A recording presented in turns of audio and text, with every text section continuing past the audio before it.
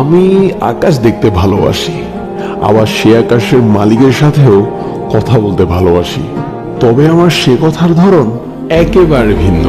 সৃষ্টি জগতে কারোর সাথেই আমি তেমন করে ভাব জমাতে পারি না, তবে কেবল তার সাথেই আমি মুখের নয় অন্তরের ভাষায় কথা বলতে পারি।